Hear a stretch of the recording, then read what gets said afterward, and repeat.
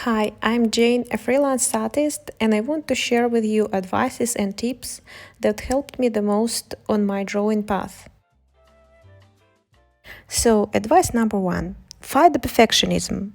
If you are a perfectionist like myself and many other artists, I believe, it can be quite challenging sometimes to improve at painting as it takes time to develop the skill. Perfectionism can have its good sides, but its downside will hold you from practice as much as you're capable and can even make you depressed, talking from experience. Let's look at simple example. Who will improve faster? A perfectionist that made one good painting in a month or a person who did 20 average ones in the same time? To be honest, I was both of these examples at different periods of time. And to make good art, I believe you need to find a balance in between, something in the middle. In university, I was making about 20 to 30 thumbnail, pencil, and ink sketches a week. That was the task, and most of them were not great. However, it played a big role in my overall growth. So, I recommend, for beginners especially, to draw many different small sketches to fight perfectionism. A use of mixed approach of drawing with lines and dark stains, let's call them. It's a fast sketching technique when you don't draw the contours but put big surfaces and shapes to color straight away.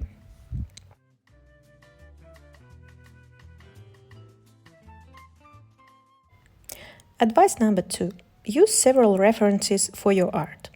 To come up with cool ideas, I recommend to spend time on looking for all related high quality aesthetic images on different platforms online. Select several, from two to, well, it's up to you, but for convenience and based on my experience, I say 4 to 6 inspiring images that you think can be useful in your concept. Use the references as a starting point. Don't copy them. In one image, you like the selection of colors, in another, the facial expression, etc. And then you see how the sketch is going. Usually, your own process of sketching gives you new ideas and inspiration, so the final results may less likely to be even similar to references that you've been basing your art on.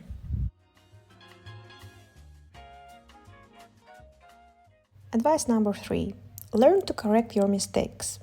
Flip the canvas on your device, or for traditional art, look at the painting from the mirror, or take photo of traditional artwork and flip it on the phone or computer. Zoom out to see overall if there is mistakes with composition or structure. Put the grid on the finished piece where you are trying to find mistakes to help yourself compare the elements so you can fix what exactly is wrong. Ask your friends or close people to look at it. Sometimes it can be helpful. Take a small break from looking at the piece and come back to it a bit later to have a fresh vision. Experiment with adjustments of saturation, values, lights, and tones to improve and enhance color selection of your painting. Advice number four, copy old masters or any of your favorite artists' work for learning purposes. Here, I need to say, give a proper credit to the artist. It's always disappointing to see when people copy an artwork and say inspired by, and then the name of the artist. It's in the best case scenario. Usually they don't put any credit. But it's not inspired by if it's an exact copy and should be called studies and mention the author of the painting.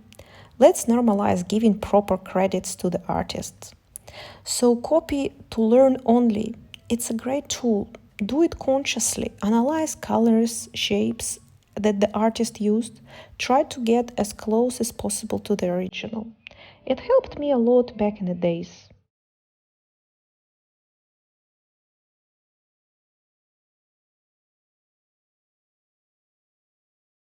Advice number five, break everything into surfaces. Everything is consists of geometrical shapes in one way or another.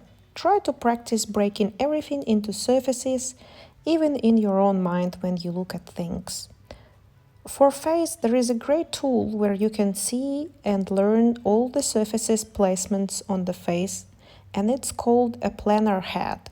You might find it in just Google planar head, and even in 3D format where you can rotate it and can draw it from any angle. I was practicing drawing planar head from different angles back in art school from life.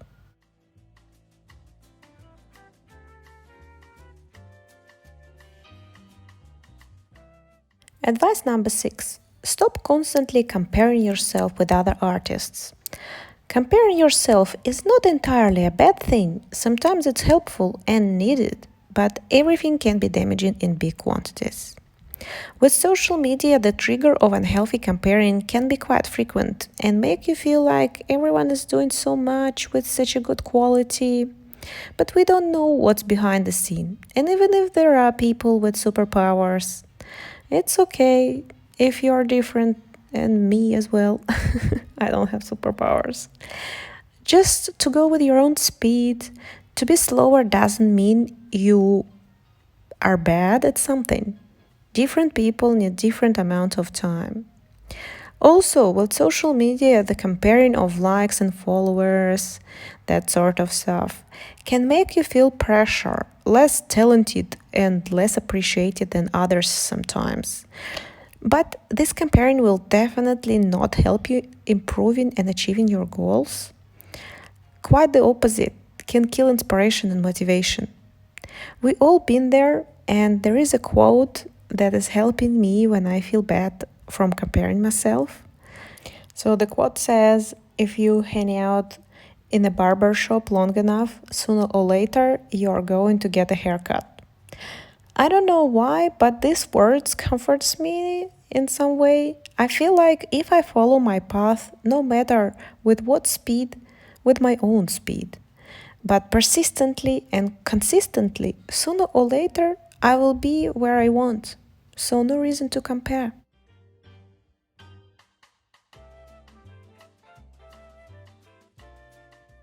Tip number 7. Try to make everything to enjoy the process.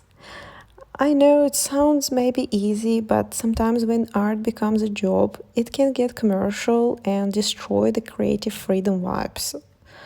You feel like a robot, but if you stop enjoying the process, you're gonna burn out fast. You are not gonna be very creative. Your ideas will not be where you want them to be sometimes. So it's important to find things that you like in the creation, in the task, etc. Maybe organize your working space and just also take breaks sometimes, and just in general do everything to make yourself comfortable in order to be more creative and productive.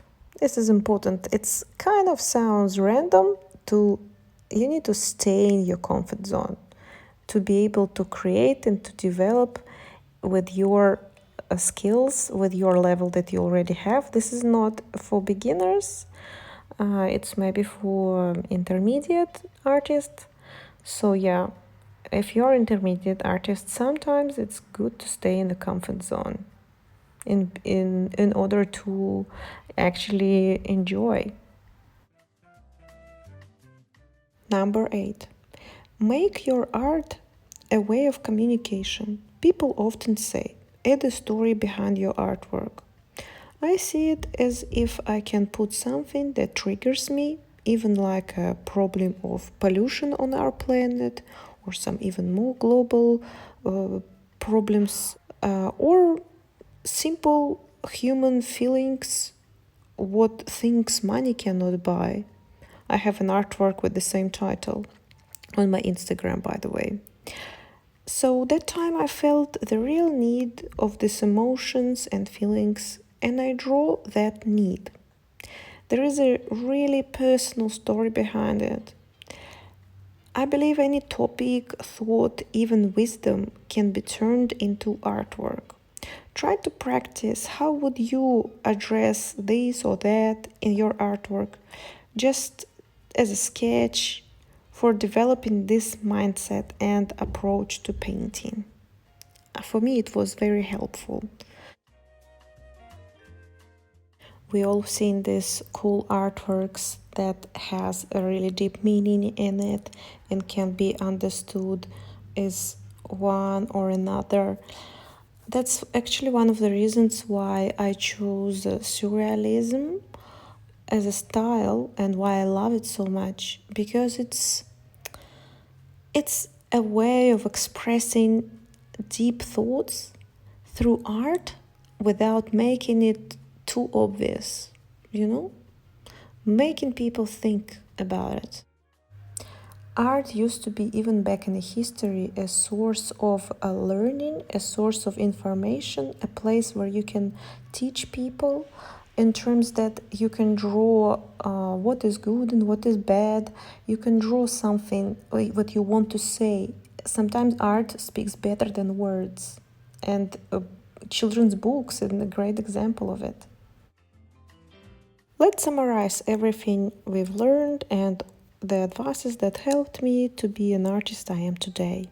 All of these advices played their role on my journey, so this is why I'm sharing them with you. This is like an essence of things that I got from university, from art school, from my own practice, and I believe that they can be helpful not just to myself but to others.